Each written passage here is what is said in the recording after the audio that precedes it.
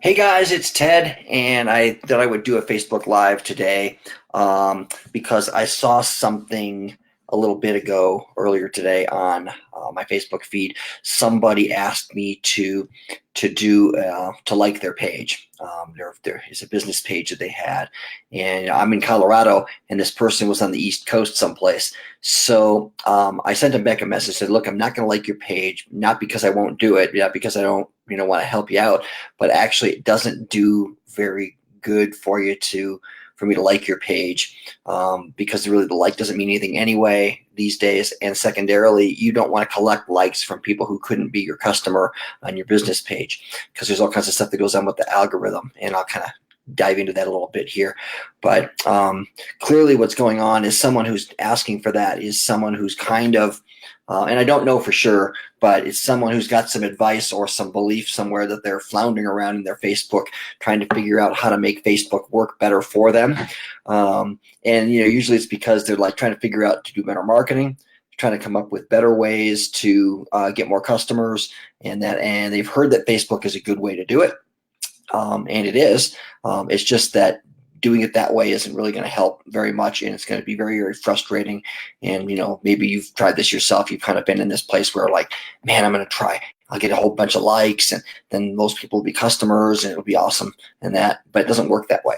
So let's kind of back up and kind of go through why it doesn't work, to just go after likes.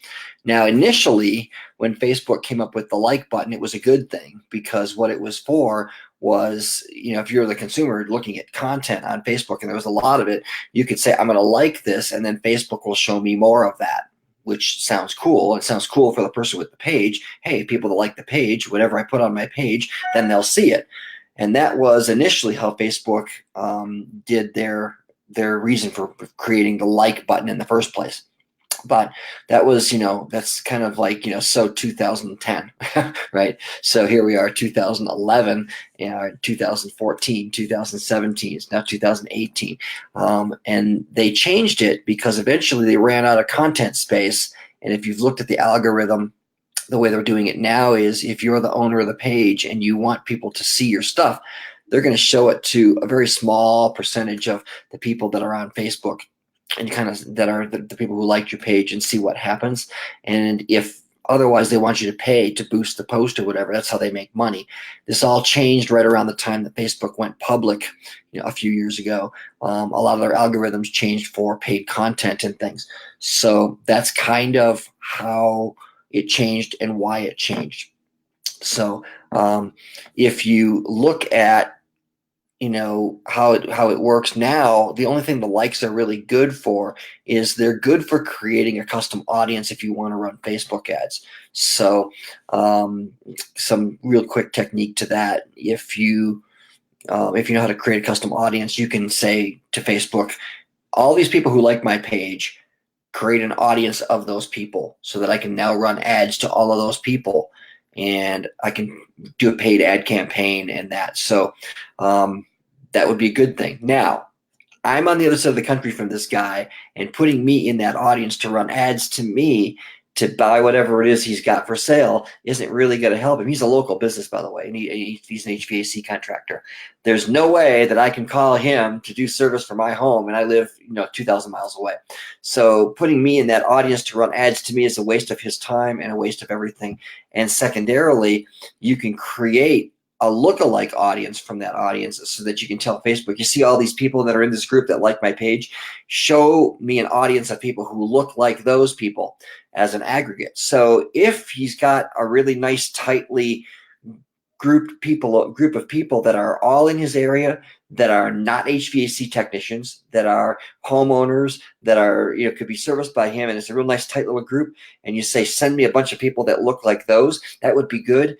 But if all you've got is people that are scattered all over the place, like kind of shotgunned all over the country, and if, let's just say, a third of them or a half of them are actually in your industry, like service techs or owners of HVAC companies like me or whatever, creating an audience of those people that are scattered all over the U.S. and are not you're going to be your customer, that is not going to be very helpful.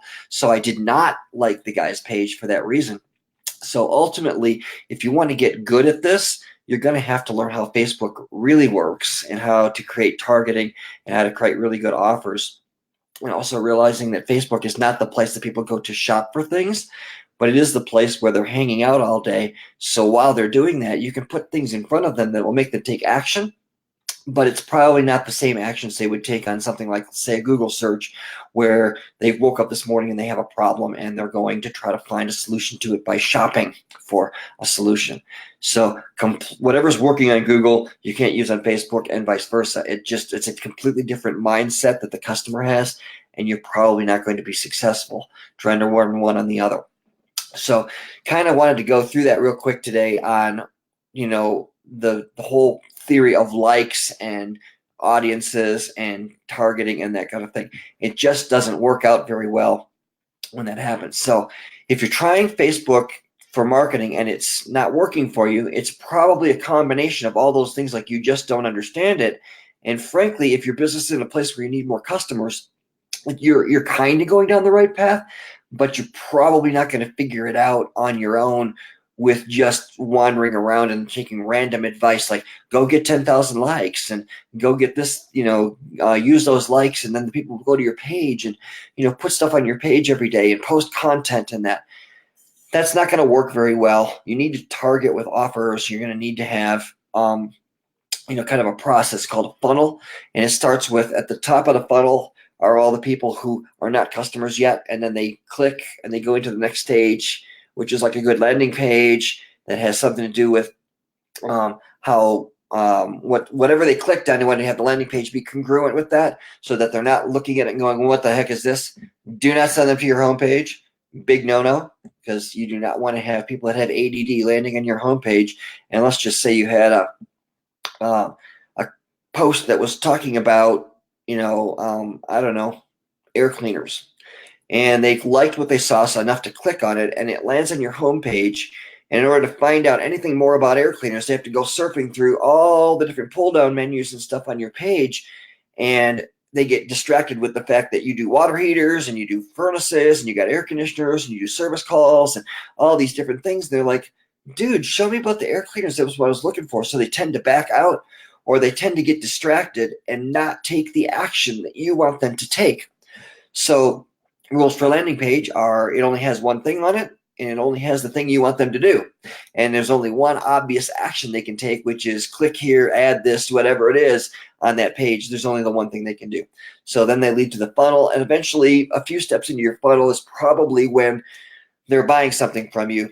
For most of us in a service business, some of the funnel at the bottom end of the funnel probably does not happen online. For example, you probably don't have an add to cart button to buy your stuff. You probably have more go to their house, and by the time they're buying something, it's because you're there on a service call and they're buying a repair, or during that repair, you turned it into a lead and they bought an air conditioner, furnace, plumbing, or something. So that's kind of the bottom of our funnel is typically a live in-person conversion, if you will. So that's kind of the basics of how it works. So if you want to see more about this, I could talk about this for hours. I'm not going to go that long. We've already been now at 9-10 minutes here. So there's a lot more to it. If you want to have a one-on-one conversation, I'm happy to do that and figure out where you're at, where you want to go. If this marketing stuff is, confounding you, there are usually some things you have to have in place before you do marketing. For example, if you do not have your numbers in place, if you do not know like your cost to acquire a customer and how much your customer is worth to you and how profitable things are exactly to the dollar, if you don't have a lot of those things in place, you're probably not in a place to do really good marketing. The good news is you can get that in place really quickly, but we probably need to talk about that. If the marketing piece is what you need, there are some definite issues with how you can do things better. Getting things placed so that you build an actual funnel and not just haphazardly shotgunning things around and crossing your fingers and hoping it works, because it probably won't. And when someone says this doesn't work, it's because they did it wrong. I promise you, it's because when they say Facebook didn't work, it's because they didn't do it right. You have to do it with all the right things in place, and you have to test what's going to work, and you have to let those things come out one thing after another. so that's a funnel, and build it as a process. And if you do it very purposefully and with techniques that work properly, so that your offer is good, your copy is good, your ad is good, your landing page is good, it all has to work. And I get this all the time. My whole funnel is broken. Well, no, it's not. Usually it's not. Usually there's one part somewhere that's broken. Like, oh, they're clicking, but they're not doing anything. Or they're everything is good, but the people who land on it are doing great, but not enough people are clicking. Or maybe the targeting is off. Maybe that's going on. So back around to the whole thing with the likes. They're kind of useless these days, as far as, all these people, years ago spent, all this time and effort and money and everything trying to get 10,000 likes. And now if you have 10,000 likes, you're lucky if 100 people see something you post, unless you're boosting it. And if you're going to boost it, you might as well do ads the right way. Go in the ads manager and build an entire funnel and do it the right way, because it just doesn't work like it did, 7 or 8 years ago when they first came out with the like button. So that's kind of the thing that, that I can tell you with that. So let me show you here. All right. So if you want to get a call with me, the easiest way to do it is to go to tedgravlin.com and /booking. And what'll happen is that'll just popped up on the screen there. So tedgravlin.com /booking with a little / on the end of it. I don't know why it needs that, but somehow it does. You can go there, click the link, and it will take you to my page where you can book a call. We can talk about how to get you from where you're at, where you want to go. During that call, we'll discuss strategy, business strategy. Marketing is a part of it. For a lot of people, that's what they think they need. Sometimes it's what you need. Sometimes it's not. But that's what you want to talk about. We will discuss that. From where you're at to where you want to go. We'll craft a plan for how we can get you there. And during that time, we'll decide whether or not it's a good fit for us to even work together. We might not. Sometimes it's not. If it's not, I'll just send you to show you to where you need to go to get resources that'll help you. If it's a good fit, we might talk about that too, how I can help you with some of this stuff on a more specific basis, because I can do so much on these Facebook Live, but I can't really dig into a specific company and what they really have to do for that specific situation. So go ahead and book a call if you'd like to, and we'll talk soon.